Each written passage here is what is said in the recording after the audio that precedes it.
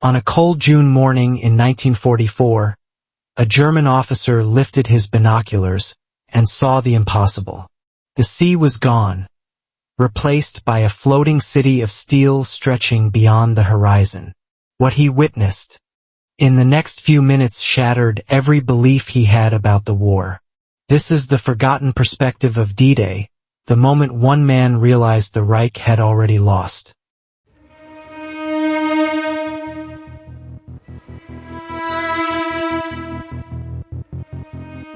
Major Friedrich Adler of the 571st Artillery Regiment began the morning of June 6, 1944, the same way he had begun every morning since his arrival on the Varenne coast. A thin veil of mist clung to the English Channel, the air damp and cold, smelling of salt, wet soil, and exhaustion. It was 4:52 a.m., just another early watch. Another ritual of staring into the gray emptiness while waiting for a threat that everyone knew would eventually come, but never seemed to arrive. He stood in the concrete observation post buried into the cliffside, a squat bunker with narrow viewing slits cut into thick walls. From here, the shoreline swept for miles, the sea stretching into a uniform sheet of iron-colored water. Adler lifted his Rheinmetall binoculars, the worn leather strap brushing against the collar of his greatcoat as he scanned the horizon out of habit rather than expectation. And then something changed. At first, it was nothing more than a smudge in the distance, a faint distortion where sea met sky. But the shape didn't dissipate like morning fog. It grew, spread, multiplied. Adler lowered the binoculars, blinked hard, and raised them again. The dark smear was now a solid line. It wasn't the tide. It wasn't a storm. It wasn't anything natural at all. It was movement, massive, synchronized, unnatural in its magnitude. In the quiet chill of dawn, Adler felt his breath catch. The tips of his fingers tightened instinctively around the metal casing of the binoculars. For weeks, rumors had circulated through the ranks about an Allied invasion. Some said it would come at the Havermont Strait, the most logical point across the channel. Others believed the enemy would attempt deception first, maybe even strike somewhere irrelevant just to create confusion. But none of the intelligence reports had prepared him for this. The line on the horizon thickened, sharpened, and broke apart into individual silhouettes. And those silhouettes kept multiplying until they formed something so vast that it defied mathematics, expectation, and sanity. This was no fleet. This was a floating metropolis of steel. The Western Guard Line, the so-called impenetrable barrier that Berlin had promised would withstand anything the Allies threw against it, suddenly felt fragile, like an aging dam facing a tidal wave. Adler, a soldier hardened on the Eastern Front, a man who had seen entire battalions consumed by Soviet offensives, felt something he had not felt in months. Dread, the kind that settled deep in the bones, cold and undeniable. Behind him, the bunker was silent except for distant footsteps and the faint hum of electrical equipment. His men were still performing their routine checks, adjusting range tables, cleaning the breech blocks of their artillery, reviewing drills for fire missions that had become monotonous from repetition.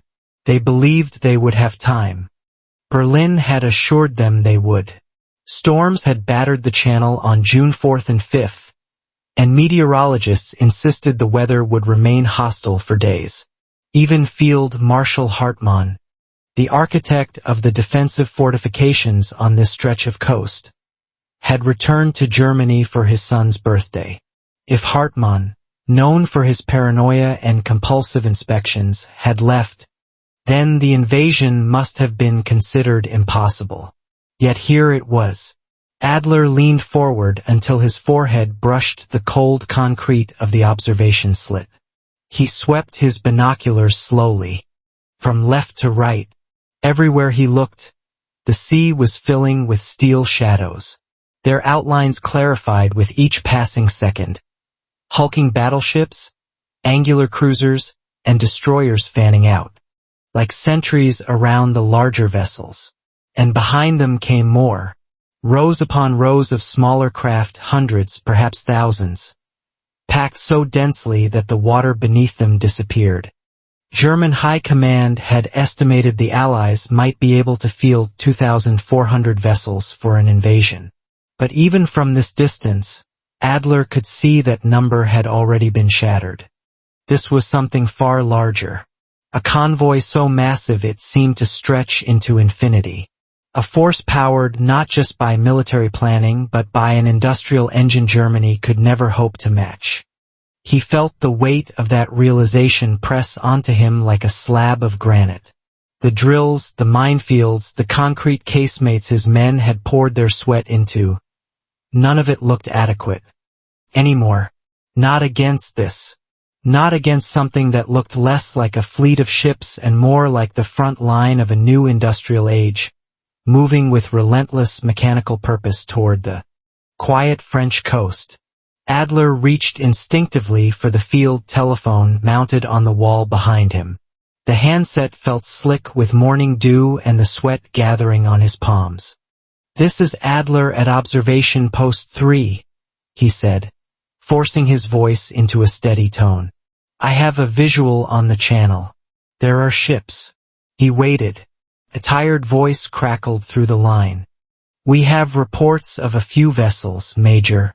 Likely a reconnaissance group. Maintain observation." Adler clenched his jaw. "No," he said sharply. "This is not a reconnaissance group. The entire sea is covered. Hundreds, thousands. The horizon is black with ships." A long pause. The reply came back flat, skeptical, bordering on dismissive. "Major, conditions at sea are not conducive to a large invasion. Your assessment is likely exaggerated." Adler slammed the receiver against the wall so hard dust trickled from the ceiling. He grabbed the backup line and dialed. Regimental headquarters. The tension in his chest coiling tighter with each ring. When the commanding officer finally answered, Adler spoke with urgency he could no longer conceal. "Sir, the invasion is here. Not in a few hours. Not tomorrow. Now, I request immediate authorization to prepare firing positions." Another pause. This one was shorter but heavy. "Are you certain?" Adler turned back toward the slit in the concrete. The line on the horizon had now grown into a visible mass. Solid, unstoppable, monstrous. "The weather," the major began hesitantly. "The weather," Adler snapped, "is clear enough for me to see the end of the world, sir." He heard a sharp inhale on the other end. Then the line went silent. He didn't wait for permission. Adler pivoted toward the entrance of the bunker and shouted down the corridor, his voice echoing off the reinforced walls. "Stations! Bring up the heavy shells. Prepare the 152s. Move!" Boots pounded against concrete. Soldiers scrambled to their positions, faces shifting from confusion to fear as they saw what Adler had seen. For a moment, the bunker pulsed with frantic activity. As men rushed to ready their weapons, load ammunition, and calculate firing solutions they had hoped they would never actually need. Outside, the monstrous armada crept closer, engines thrumming, like the heartbeat of a mechanical giant. Adler raised his binoculars again. The horizon had vanished. The sea was entirely still. By 5:11 a.m., the mist had begun to scatter, peeling away from the surface of the channel like a curtain revealing the stage of a tragedy. Major Friedrich Adler watched the incoming formation transform from shadows into unmistakable silhouettes. The once empty horizon was now crowded with the outlines of warships, battleships, cruisers, destroyers, and behind them, a dark swarm of smaller vessels stretching farther than his eyes could follow. The Western Guard line, so dependent on limited visibility and the element of surprise, was now naked beneath the growing light. Adler tried once more to impose structure on the chaos unfolding in front of him. Instinctively he attempted to count, though he knew it was pointless. German intelligence had claimed the Allies could muster perhaps 2,400 ships if they poured every resource into a single offensive. But even the most conservative estimate of what he was seeing surpassed that. Rows of towering superstructures, the angular silhouettes of the largest Allied warships, formed the spine of the formation. Around them circled groups of destroyers, lean, sharp, and numerous like a pack of fast-moving wolves guarding colossal prey. Between these layers came a seemingly endless flow of landing craft, transports, support vessels, and mechanical shapes he couldn't identify from this distance.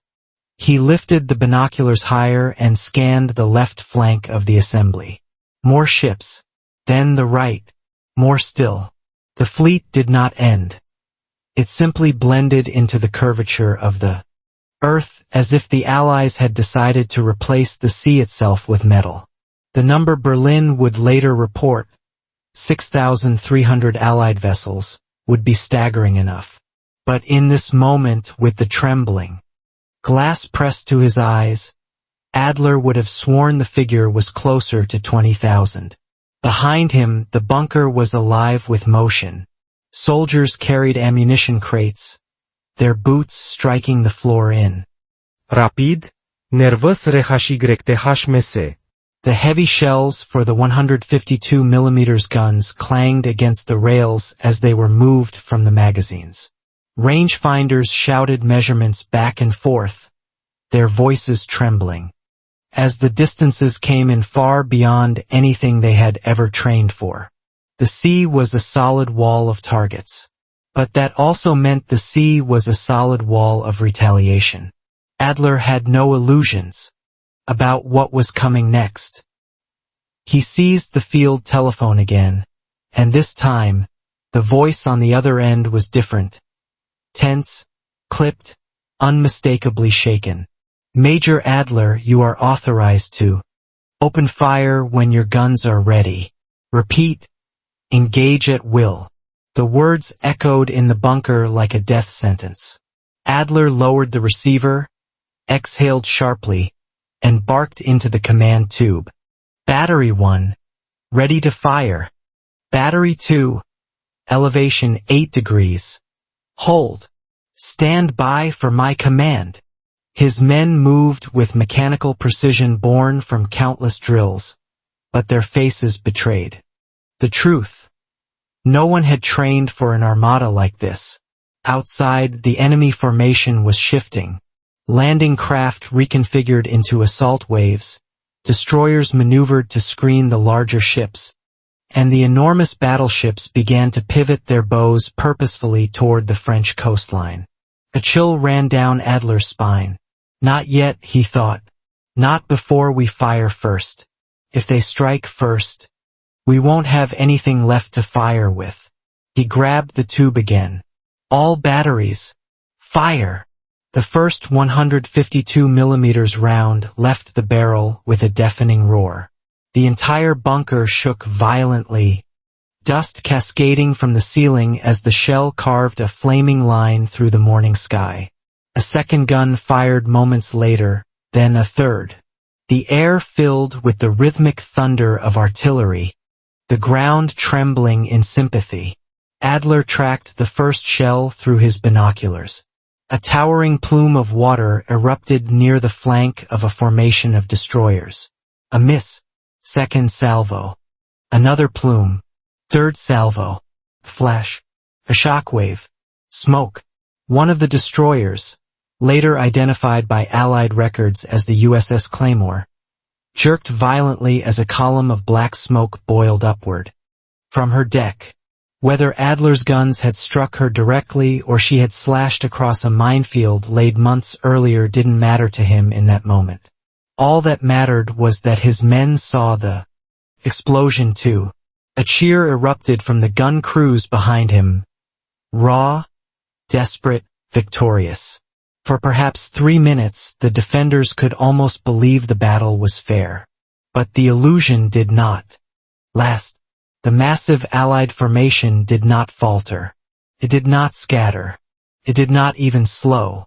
The wounded destroyer simply fell back, and the ships behind her closed the gap with mechanical indifference.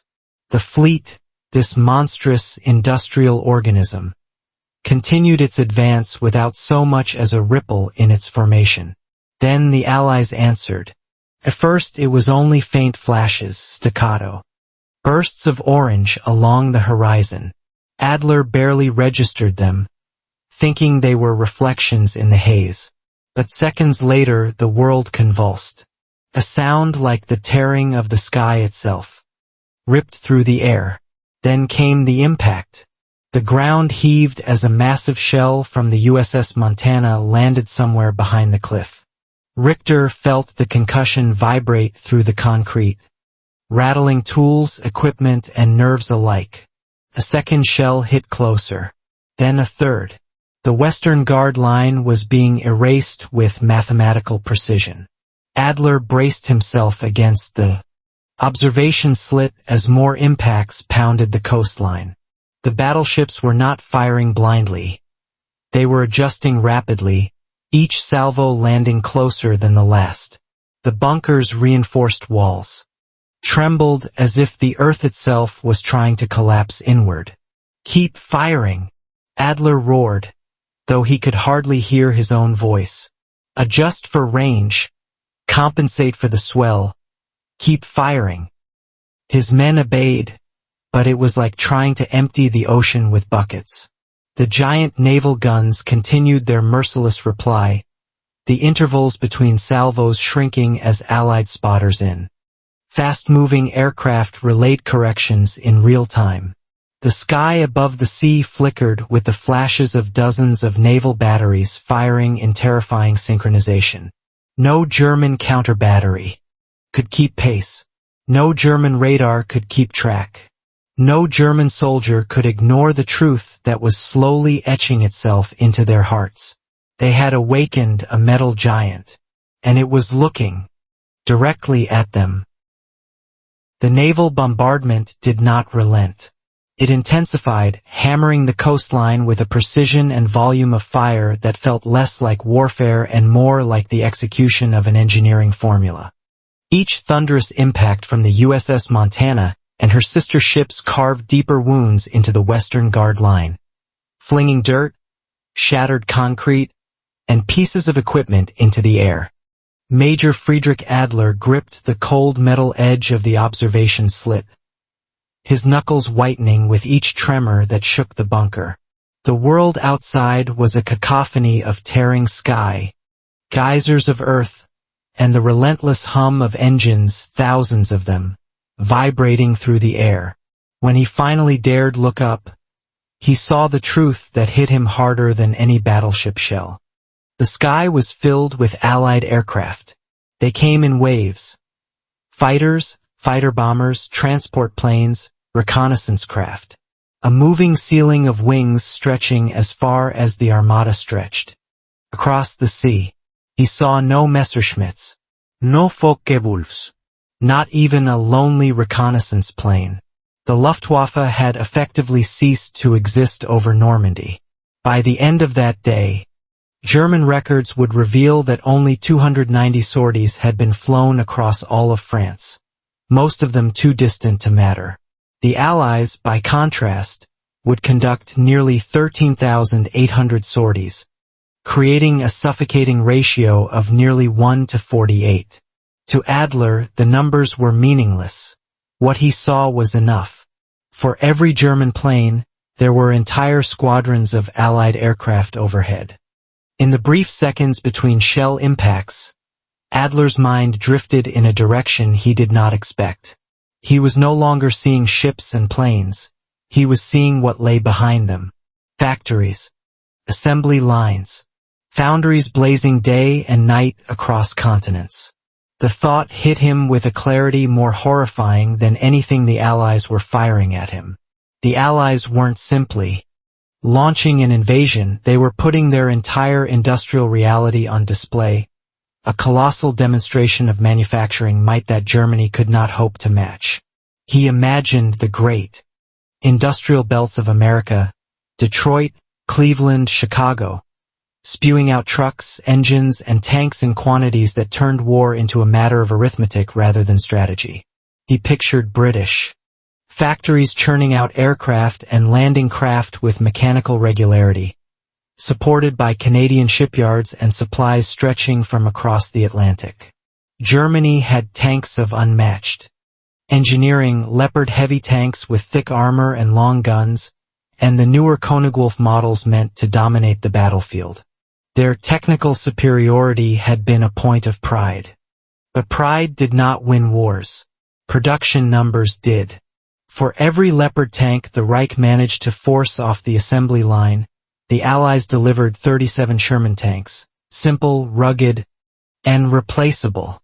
In 1944 alone, the United States would produce nearly 27,000 tanks, while Germany's peak monthly output hovered around 1,500.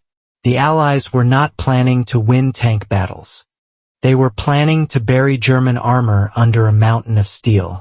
Adler exhaled shakily, lowering the binoculars as the weight of this truth pressed down on him like the collapsing roof of a mine. The propaganda posters back home had promised victory through willpower, discipline, and ideological purity. They had spoken of the Reich's unbreakable spirit and invincible soldiers. Adler had believed some of it once. Enough to fight. Enough to keep going. But this was different. No amount of willpower could shoot down a bomber factory. No amount of faith could sink a shipyard. No amount of devotion could neutralize the fact that the Allies simply had more of everything. He looked around the bunker. His men were good soldiers, hardened, loyal, trained, but they were being asked to stand against something that no soldier could fight. The sum of the industrial world turning its gears toward their destruction. A blast shook the bunker so violently that Adler nearly lost his footing.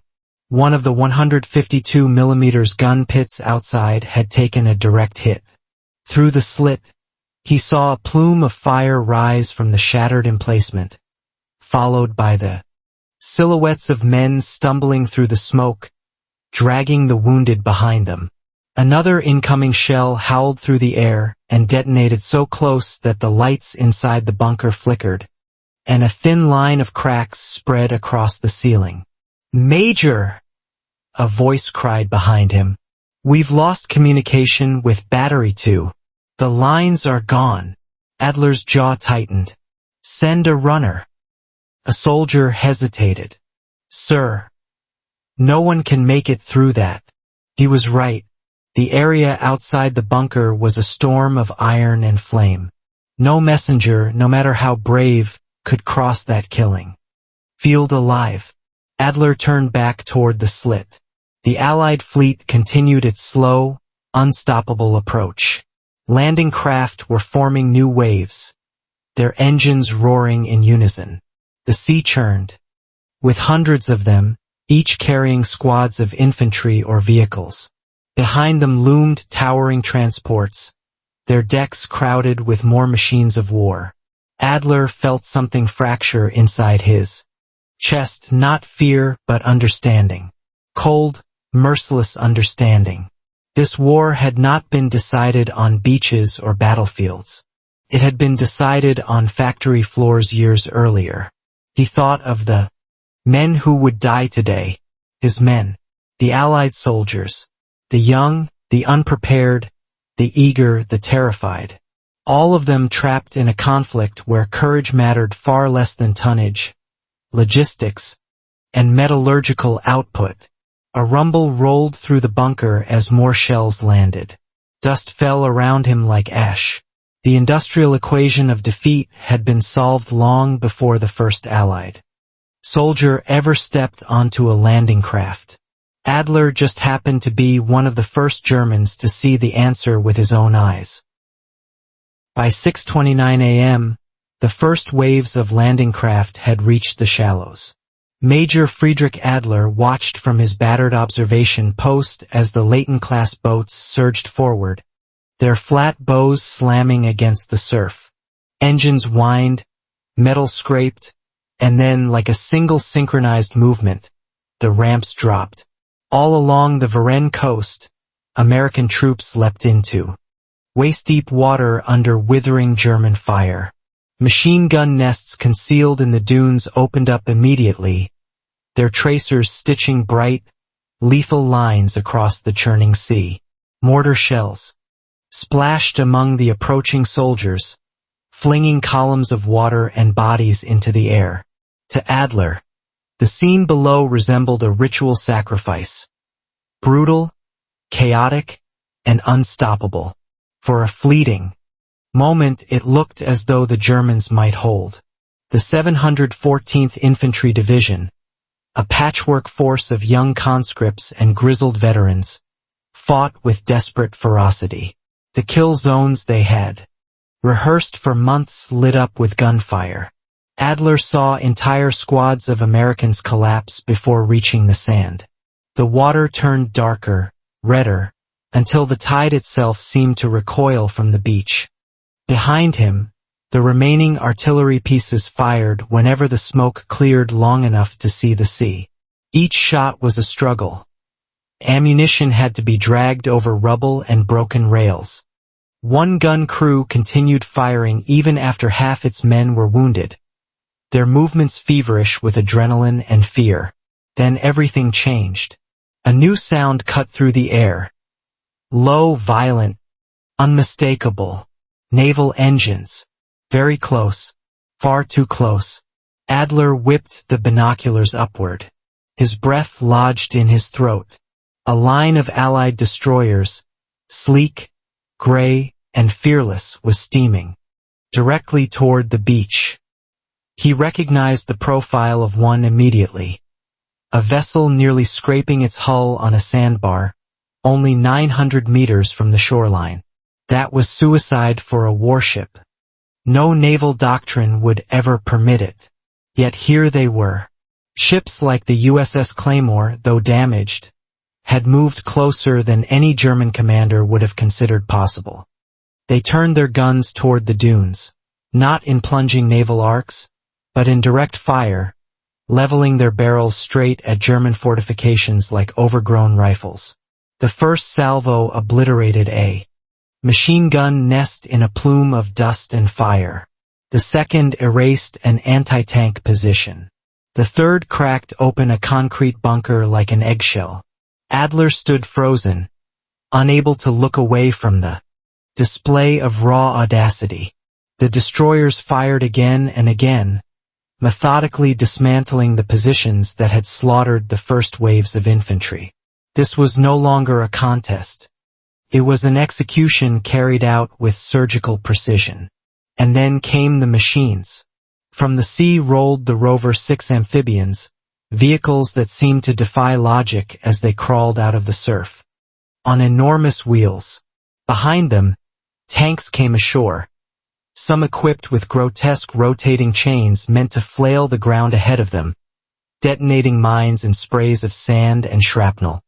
These were the Kreutzmann units, bizarre but effective creations the Allies had designed specifically to defeat coastal fortifications like the Western Guard Line. Germany had nothing like them. The battlefield began to transform before Adler's eyes. Where chaos had ruled minutes earlier, a methodical, organized advance now took shape. Engineering teams stormed the beach with ladders, explosives and cutting torches, shredding through barbed wire and dragon-tooth obstacles. Infantry took cover behind the rising wall of machinery, advancing in small groups with practiced confidence. The fortress he had been told was unbreakable was being dismantled with industrial efficiency. Adler pressed his hand against the concrete wall for balance as another shockwave rippled through the bunker. A moment later, a direct hit struck the gun pit to his left, throwing a fireball skyward and sending broken steel tumbling through the air like deadly confetti. "Major, the power is out," a soldier shouted from behind him. "We've lost the switchboard. Everything's gone." The communications lines had been severed. The defensive network was collapsing from the inside. Adler reached for the periscope to assess the situation, but the device had been shattered by the last concussion. Dust drifted down in a steady gray curtain. Somewhere deeper inside the bunker, someone was screaming, wounded, perhaps trapped under debris. He tried the backup telephone. Dead. He was cut off. He was alone. Through the thin viewing slit, Adler saw the second and third waves of landing craft hitting the beach. The sheer number of Allied soldiers now emerging onto the sand made the earlier fighting seem insignificant in comparison. Behind them came bulldozers, trucks, and supply vehicles, an entire logistical ecosystem pouring steadily forward. Farther out at sea, more transports waited patiently, like a conveyor belt ready to deliver endless reinforcements. The truth settled in his stomach like a stone. The Allies weren't landing a force. They were landing an industry. At that moment, one of the remaining 152mm guns, Gun 3, attempted another shot. Adler heard the familiar metallic clank of the breech closing, followed by the thunderous blast of the round firing. But his brief hope died instantly when a countersalvo from an Allied cruiser slammed down near the battery. The explosion swallowed the emplacement and sent chunks of concrete raining down over the cliffside. Gun 3 was gone. Gun 4 fell silent moments later, not from a direct hit, but because its crew had been torn apart by shrapnel. Only Gun 1 remained, firing sporadically, smoke billowing from its vents. Adler raised the binoculars once more with trembling fingers. The sky was still thick with aircraft. The sea was still packed with ships, and the beach was now crawling with thousands of soldiers, pushing inland. There was no stopping this. There had never been.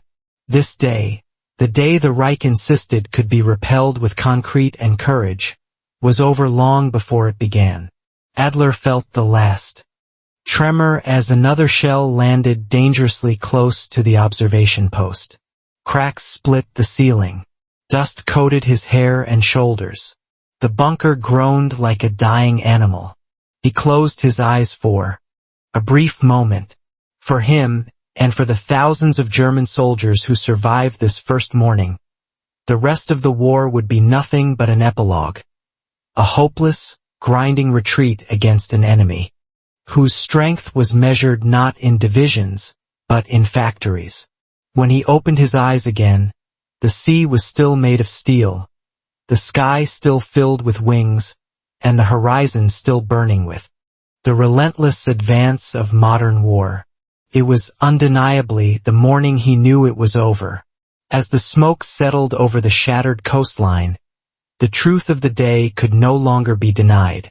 The fall of the Western Guard line was not merely a military defeat but a revelation. A moment when every surviving soldier understood that industry, not ideology, had already decided the war's outcome. Major Friedrich Adler would carry that realization long after the guns fell silent, remembering the morning when the sea turned to steel and the sky to fire. If you found this perspective meaningful, consider supporting the channel. Your encouragement helps us bring more untold histories to life.